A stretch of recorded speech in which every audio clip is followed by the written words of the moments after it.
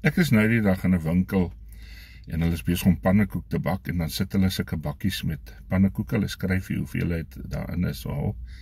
Daar's verskillende hoeveelhede en verskillende bakkies en ek het al van tevore daar pannekoek gevat. As die bakkies daar staan, dan gaan die gewoonlik en die vat vir jou een.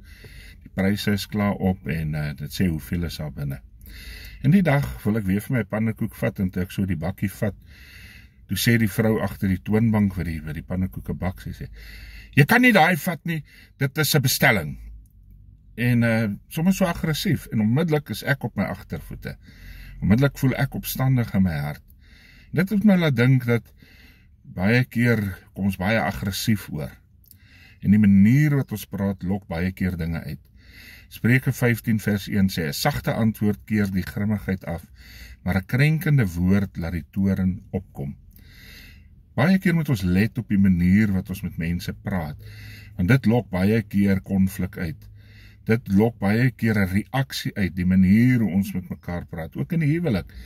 Die manier hoe ons baie keer vir iemand sê, dat ons hou nie daarvan of hulle kan nie iets doen nie, is baie keer aggressief. In plaas van dat sy vir my gesê het, jammer meneer, dit is 'n bestelling daardie, jy kan nie van daardie vat nie, was sy met my aggressief en onmiddellik het ek aggressie ook in my hart gevoel.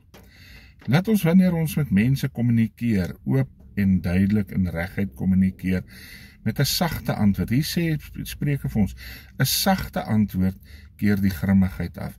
Ek het ook al baie keer in my lewe gesien dat wanneer 'n mens as iemand met jou aggressief is en jy's terug met hom sag, dan begin hy naderhand sleg voel dat hy so aggressief met jou is. Dan begin hy naderhand ongemaklik voel.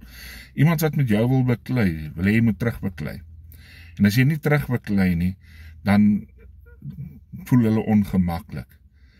En as ons net terug antwoord met 'n sagte antwoord, dan gaan ons ook 'n beter reaksie kry.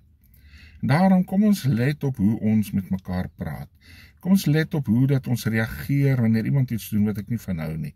Want dit is baie keer die manier hoe ek vir iemand sê, kan ek meer reg kry as wat ek met 'n aggressiewe gesindheid kom. Maar om die gesindheid van Jesus te hê, sal altyd 'n positiewe aksie uitloop.